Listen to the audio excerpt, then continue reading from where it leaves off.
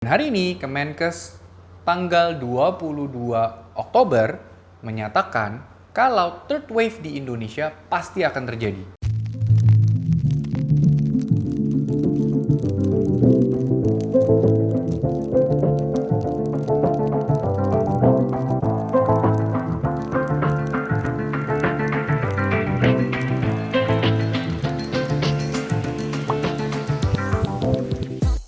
Halo Millennials, kembali lagi di video YouTube kita hari ini bersama saya Dr. Gary.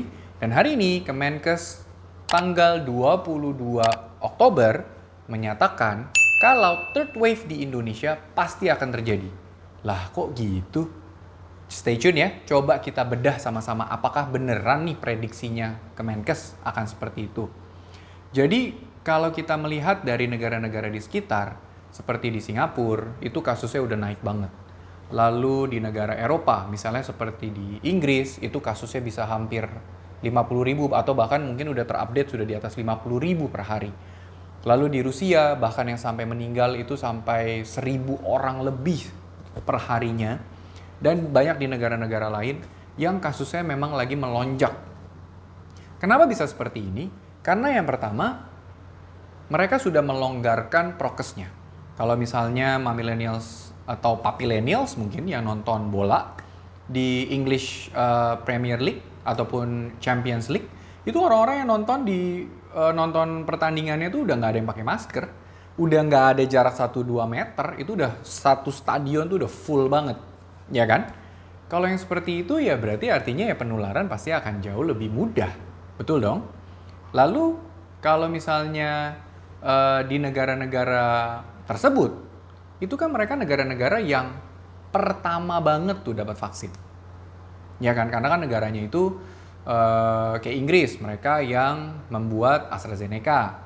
Lalu Singapura, mereka adalah negara yang mengimpor vaksin Pfizer, Moderna, Sinovac, walaupun itu baru di level 2 penelitiannya. Lalu di negara seperti di Rusia, mereka punya vaksinnya sendiri, di negara-negara Eropa yang lain pasti negara yang memproduksi vaksin, negara itu pasti yang duluan dapat vaksin. Oke? Dan kalau misalnya kita bisa prediksi, yang kita flashback lagi ke belakang, kurang lebih mereka dapat vaksin itu sekitar di bulan Desember, Januari, Februari. Oke? Dan itu pun sampai sekarang ini sudah lebih dari 6 bulan. Dan secara penelitian, memang antibodi yang ditimbulkan dari vaksin itu sudah cenderung turun. Jadi kondisinya yang ada di dunia ini adalah prokesnya longgar, antibodinya sudah mulai turun, mungkin mereka belum di booster juga, divaksin di booster maksud saya, dan akhirnya kasusnya ini ya dengan mudah dia akan naik. Lalu apakah berarti kalau misalnya kasusnya naik ini jadi menjadi sesuatu yang berbahaya?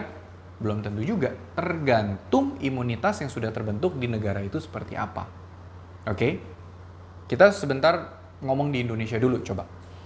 Banyak sudah provinsi atau kabupaten kota yang sudah PPKM-nya itu sudah level 1. Di mana seperti kayak contohnya di Jakarta, mall sudah boleh dimasukin anak kecil. Lalu bioskop yang sebelumnya itu harus di atas 12 tahun, sekarang di bawah 12 tahun sudah boleh. Lalu biasanya mungkin orang tua ini pada nggak berani jalan-jalan dulu gara-gara males perjalanan jauh karena harapannya naik pesawat.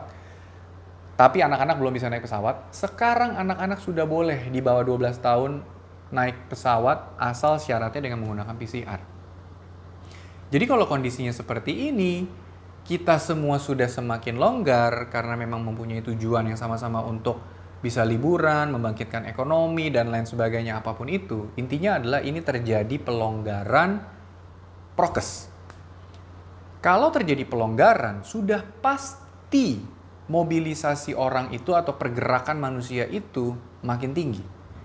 Kalau pergerakan manusia itu makin tinggi, sudah pasti resiko penularan akan semakin cepat. Oke? Dan perlu diingat, walaupun kita sudah divaksin, sudah mungkin pernah kena, bukan berarti kita jadi 100% tidak bisa kena.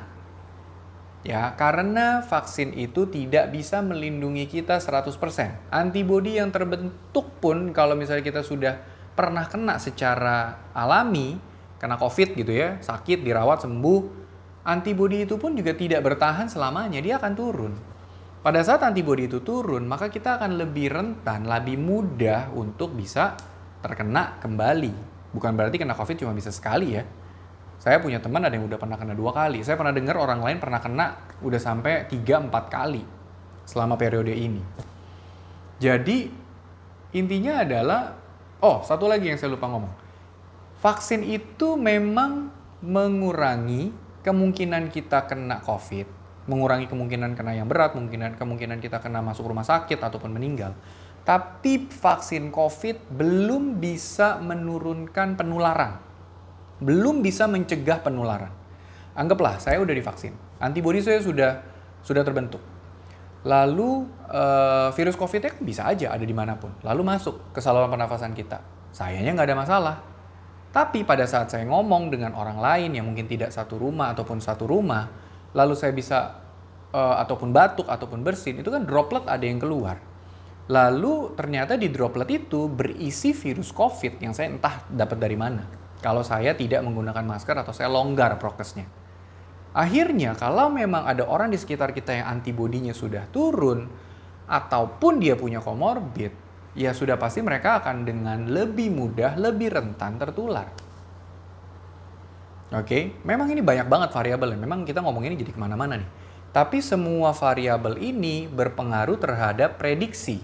Apakah memang betul nanti Kemenkes yang dinyatakan Kemenkes ini akan benar, third wave itu pasti akan terjadi. Oke, jadi untuk kasus-kasus yang seperti sekarang ini, memang kita tidak bisa dalam waktu dekat berharap COVID segera hilang. Bahkan diprediksi akan naik kok third wave.